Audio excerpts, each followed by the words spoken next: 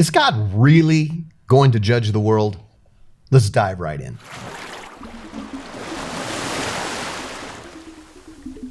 James, we've been studying out of Daniel and looking at lessons that should be gleaned from this magnificent book. And one of those is in the 5th chapter, where a new king has now come up. Yep. The first part of Daniel deals with the king Nebuchadnezzar and how he, through a series of events like the fiery furnace and visions that he received, God kept telling him over and over again that there is a judgment coming, this kingdom will fall, a new kingdom will rise.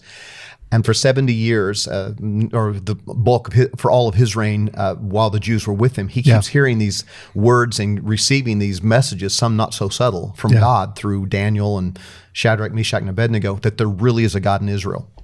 And by the time you come to the 5th chapter, a new king's come up. Nebuchadnezzar's died, and Belshazzar rises to power. This is the story of the night that Babylon fell.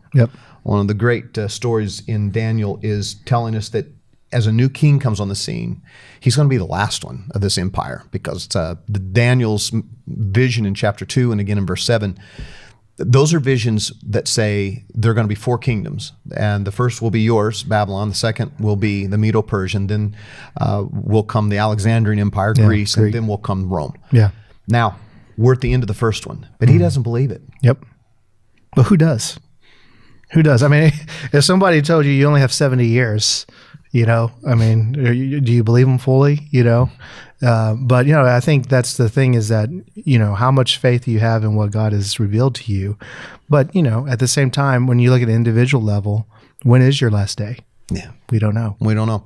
So chapter 5 begins in verse 1 by saying he holds a great feast for 1,000 of his nobles. He's got this big banquet hall, and they're drinking wine in the presence of all these people. And he tastes the wine, and he gives orders to bring the gold and silver vessels that Nebuchadnezzar, there's his ancestor, the previous king, his father, had taken out of the temple which was in Jerusalem, in order that the king and his nobles with his wives and his concubines might drink from them. Now I want to tie this back to the first verses in Daniel, because I think God's at work here. The very first verses, it says in verse 2, chapter 1, that when Jehoiakim, king of Judah, fell and Nebuchadnezzar conquers Jerusalem, that he brings some of the vessels of the house of God back to the land of Shinar, to the house of his God, and puts them in the treasury of his God. Those vessels disappear for 70 years. We're 70 years later now. The bondage, the captivity, was supposed to last 70 years, according to the prophets of old. And even Daniel is in the midst of all of the stories that's unfolding. And now we're at the end of this reign. And a lot of scholars believe that what has happened is these 70 years have passed, and the way that Belshazzar counts time, they're past the promised delivery date. This baby's overdue. And the theory that's been put forth is that the whole city was celebrating. In fact, I don't know, Josephus says that the gates of the city were left open because there was a great revelry happening that night. Everyone all over town was drunk. Nobody remembered to lock the front door. And in the midst of great revelry and celebration and thinking, oh, God's not going to come back. We really are. We're not going to fall as a kingdom. So go get the golden vessels out of the temple. Let's drink from the cup that honors the God that supposedly was going to deliver them, and let's drink from those. Man, there's irony dripping from that. Boy, you know what that sounds like, don't you? It sounds like the coming of Christ, Yes. And it reminds me specifically of a passage in Thessalonians. I just got to read this one, but this is 1 Thessalonians chapter 5, and starting at verse number 2, it says, "For you yourselves know full well that the day of the Lord will come just like a thief in the night." Well, that's interesting right there. But notice the next part, verse 3, "While they are saying peace and safety." Sounds like Daniel again. "Then destruction will come upon them suddenly, like labor pains upon a woman and a child. They will not escape." Isn't that terrifying? And yet, that almost seems exactly what happened, but it wasn't the end of the world. It was the end of his world. It was the end of that empire and the beginning of a brand new one to take its place. Yeah, so 70 years lost in captivity. 70 years God's been preserving his people. 70 years he's been saying there will be another kingdom that comes after you, and then 2 more after that. For 70 years, all of that's happened, and the king just doesn't believe it. So in verse 5 it says, "Suddenly, as they're having this great feast, fingers of a man emerge, just a hand, fingers, and it begins writing on the wall.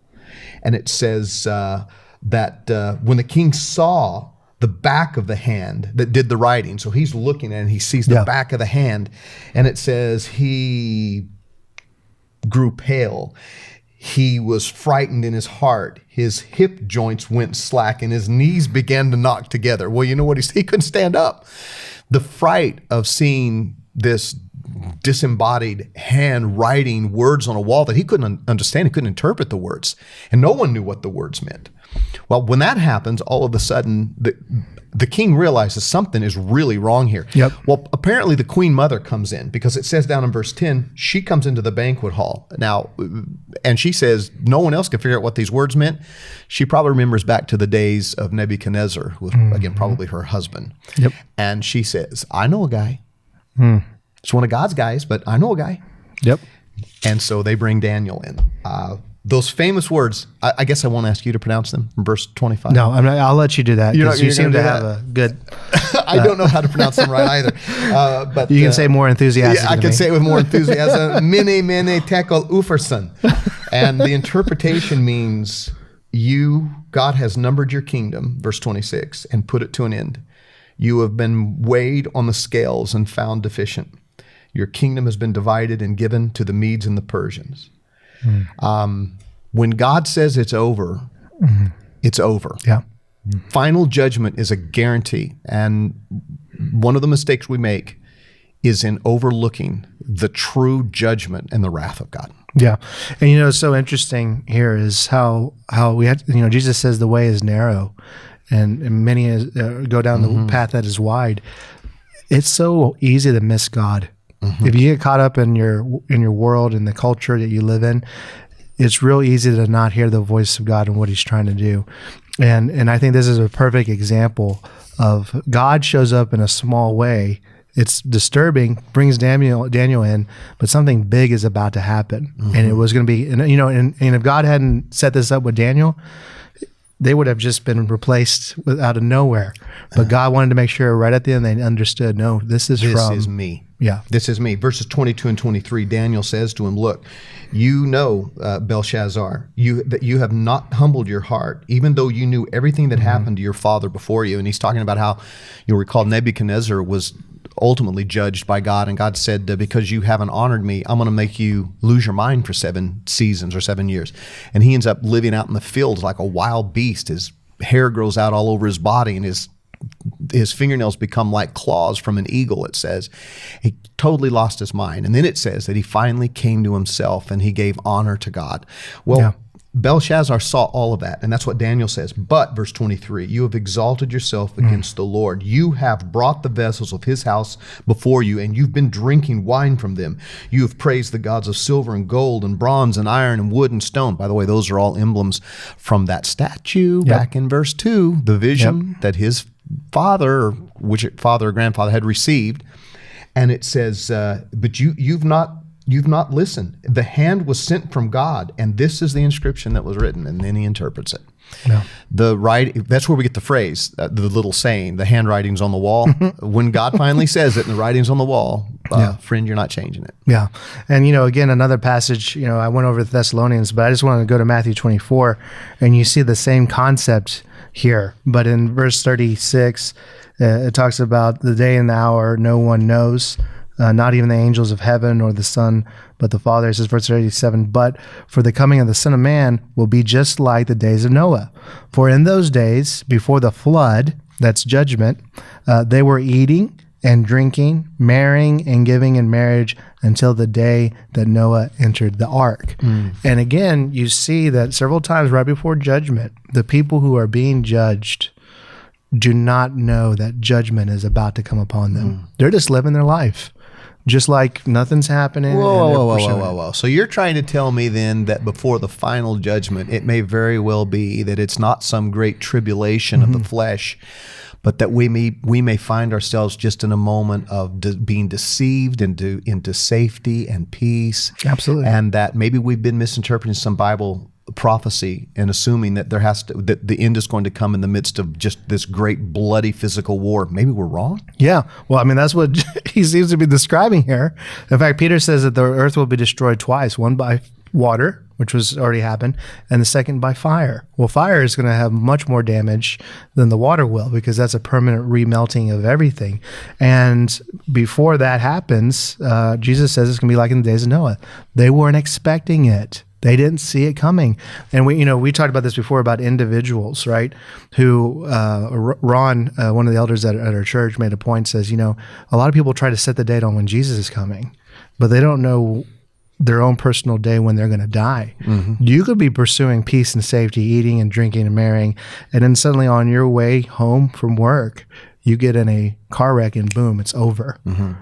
Yeah. So you can even experience this without the judgment of God coming, but it's the end of your life. The question is, in your life, were you pursuing the will of God, mm-hmm. or were you pursuing peace and safety and avoiding God's will? The great deception, great deception. They're in the banquet hall. The people in the whole city, everyone's just having this grand party because there is no judgment coming. The 70 years have passed. Let's take out the vessels, the things that should have been holy to God, and let's use them for our own pleasure. Yeah. Boy, does that sound like a generation that we live in. Yeah, and you use the word, the great deception.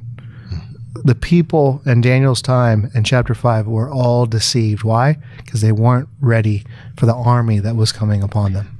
We've read a lot out of 1st and 2nd Peter over the past months we've been doing this podcast, and we've talked a lot about the final judgment that's coming and how that we have to be prepared for persecution always. Yeah. But persecution of God's people is an ongoing thing. It will always happen, but I don't know that it will ever, who knows if it'll ever be universal or not. There'll be pockets of it. Right now we see pockets of persecution in places like the Ukraine potentially. I've heard that Russia's really cracking down, and of course China has really begun to crack down again on Christianity.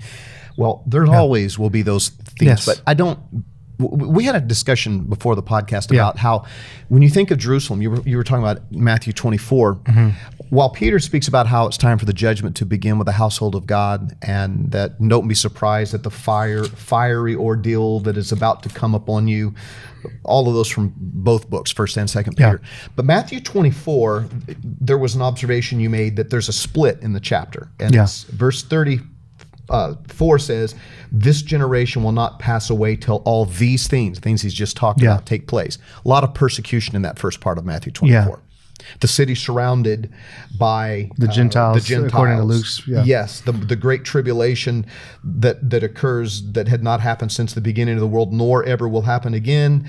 It talks about the days being cut short. Those are all really easily tied right into the destruction of Jerusalem in AD 70 and the fall of the Roman Empire. It was the greatest tragedy because that was God putting judgment upon his children. That's why it's the worst event ever. That's right. There will never be anything like it because his new children in Christ will never go through that judgment by him because of the cross. Absolutely. And in fact, God's people who were his children, even in that day, escaped. Do you realize it says unless the days have been cut short, couldn't have survived.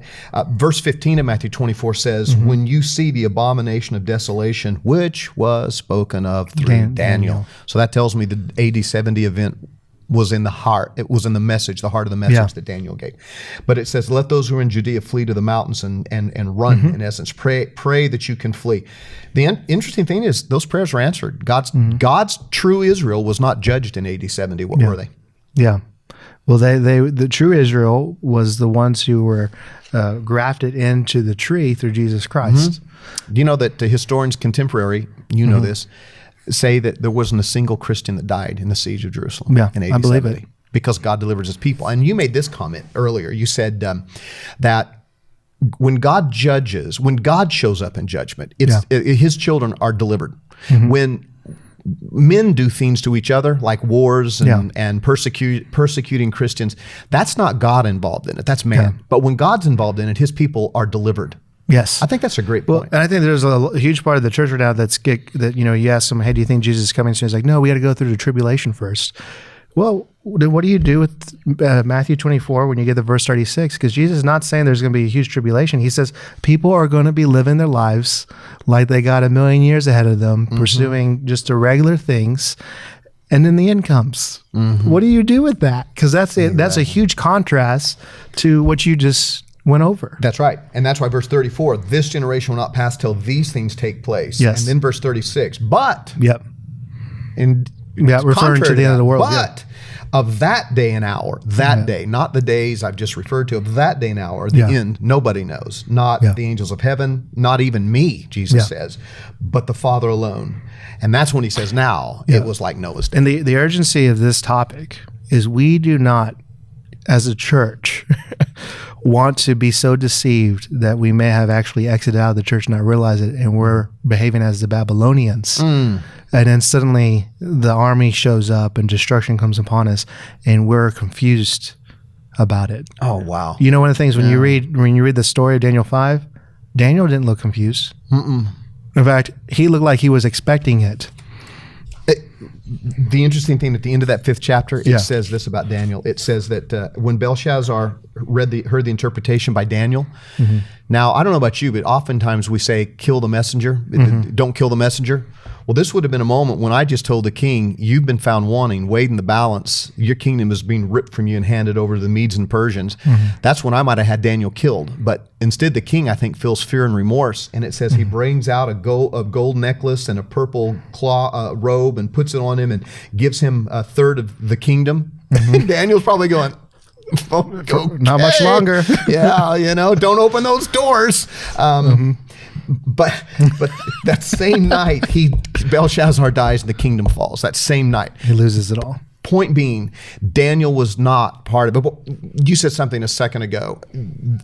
Imagine drinking from the cup, turning into pleasure something that God had intended to honor him when God shows up, abusing it. It's like the parent coming home unexpectedly while the teenagers are there and they're having a wild party in the house and all the antiques are getting destroyed.